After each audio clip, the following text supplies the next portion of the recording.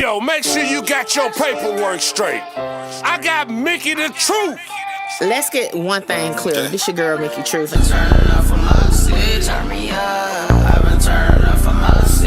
South Carolina, 803 to be exact. What's up, y'all? It's your girl, Mickey Truth, aka the Queen of Paperwork, and I am back with another video. As always, all information contained in this video is for entertainment, educational purposes only. All information used in this video is per the Fair Use Act, and any conclusion that you draw is on you, not me. So the loudest is the weakest. Give a fuck about what they scream. What's up, Truth Team? It seems like things are taking a shift in the YSL RICO trial, let alone with the timeline that has been presented by the government or by the state prosecutor, whichever way you want to say it, right? With that being said, let's take a look at really, if we go off of their star witness, what should the timeline really look like? Let's get into it. Can I speak? You can, I yeah. have told the state. I have told the state I have lied and lied and lied and lied. I know. And so how are they going to be able to question me? I mean, that'll be their problem. That's their case to make or not make. I mean, that's not for you or me to worry about. So they said they're going to be able to charge me if I lie. Like when it's up to them to choose when I'm lying. Not prior. You've said you've lied and lied and lied in every. I don't know what you've said, but let's even say you've said you lied in every statement you ever gave to the police. If you get on the stand and say that again, or if you say, all right, this one was the truth, that one they cannot charge you with perjury for, because those are things in the past. Well, first and foremost, the war wouldn't have began in January 2015 because in actuality, Rich Homie Quan's father's barbershop got shot up in September 2014. So that means the timeline is at least about 4 months off. So next, according to operation planners, they believe that the split of Rich Gang is what started the chain reaction, right? They believe that Rich Homie Quan, Young Thug, Birdman, and Nut was the reason why everybody started picking sides. However, if we're following the timeline from their star witness, Lil Wayne didn't post on social media that it's an issue with his label, quote unquote, Cash Money, until December 2014, which is still after the situation that happened at Rich Homie Quan's barbershop. Could it just been a coincidence? Maybe the police got tunnel vision. They wanted that big fish, like Lil Woody said, right? Because if they started at that beef, they're missing out on exactly what was going on beforehand. And maybe that's why they actually got the wrong set of suspects? I don't know. But let's continue. Now, one thing they may have correct is that Lil Woody and Shell Kel was what fueled the ongoing beef, right? However, the reason behind the feud may be incorrect according to the star witness. Because in actuality, if we go off their star witness, this is the person that we're supposed to be listening to. Hell, the jury is supposed to be taking what he is saying as factual, as like this is a person that was in the know. So, if Shell Kel and Lil Woody is actually the reason behind the beef, it's not far-fetched to think that it actually has something to do with Threat and Rich Homie Quan, not even the gangs per se. But just like Lil Woody said on the stand, sometimes you got to send a message. Sometimes people get involved, they ain't got nothing to do with it. And maybe that's what happened. But again, the police had tunnel vision. They ain't see that. They just saw, oh yeah, it's definitely Young Thug. We see him on the videos. We see him with Birdman. We see him claiming big time gang affiliation. So, is it too much to say? Operation Planners was definitely operational, but not factual. Let's continue. Just like the police, the state, Fulton County, has tunnel vision also. Y'all called it. I know y'all called it. Okay, one thing about D.A. Hilton, she wasn't missing a beat. She stuck to the narrative she was trying to paint, as she should. That's part of the case, right? Now, One thing she did ask when Woody dropped the bombshell that the beef wasn't even a YSL if gang, it was Threat and Rich Homie Quan and him and Shell Kell, right? Because that didn't fit her verse, she was like, well, was Threat at the gambling house? We done heard about this gambling house situation multiple times.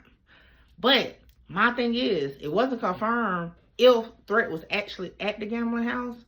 But again, if your dog is into something, and you are the closest thing, you're the muscle, quote unquote, maybe, they're pretty sure that you probably was a part of whatever's going on, okay, we're gonna get you. So again, even if Threat wasn't at the gambling house, Lil Woody was at the gambling house. And just so happened, possibly Young Thug was at the gambling house. But again, the target is always somebody close to the situation. But for the police, their situation was YSL. So they're saying, hey, Young Thug was there. That's the issue. And which ultimately set the play for all what happened next. You know why? Because Woody, I believe him when he said the police wanted Young Thug. They wanted that big fish. They ain't want to see no alternatives. So he was able to maneuver his story to help them paint the picture, build that case that they wanted to. Unfortunately, it bit them in the butt. But at the same time, I do believe it was more to it than what they said. So it's no point in me trying to protect him no more because he did. Now, while this is maybe a surprise to us, I don't think it's a shock to the state. I don't even think it's a shock to Atlanta because it seemed like they had their eyes allegedly on the right target. You know why? Because as we have heard, Lil Woody was a person involved in multiple shootings. His family was involved in multiple shootings as retaliation. Now, again, we have heard Young Thug's mom's house shot up, this and that, but I think that's just collateral damage. I really feel like, hey, ultimately the target was Woody. For some reason, or maybe it was some shootings that involved Threat. They just ain't bring that to the forefront. You know why? Because that's not part of their plan. They didn't even indict him. Hell, the only thing they're trying to do is paint him as a member of YSL to further the conspiracy. But like Lil Woody had said, he ain't YSL. He never was. He was something else. Hey, that's going to throw a wrench in their story. And the defense is going to eat it up. Well, that's what I think. But let's keep going. Now next, the police said, hey, Lil Woody was flashing out his money in the club. Shell Kell jumped on him. And as DA Hilton is saying, Lil Woody got beat up. But was that in reality and retaliation for the YSL If Gang beef? Or are Shell Kell and Lil Woody going tick for tack?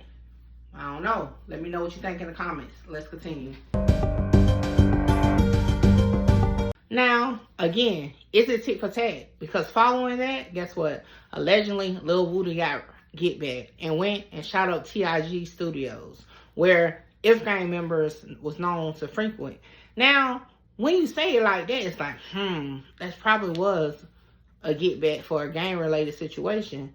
But if they would have said it was get back or that studio was targeted because Shell Kell was there, would you still think it was gang against gang? Or would you think, again, it was tick for tack between Lil Woody and Shell Kell? Let me know what you think. Let's continue. Now, we all know the center point of this RICO case is the murder of Donovan Thomas, aka Nut. Hence, Operation Planters. Planter Nuts, for those who haven't drawn a conclusion, right? Now, when that murder occurred, according to Operation Planters, it was definitely speculation that Woody and Young Thug possibly was involved. Now, to the naked eye, it seems like they are together because they run together, right?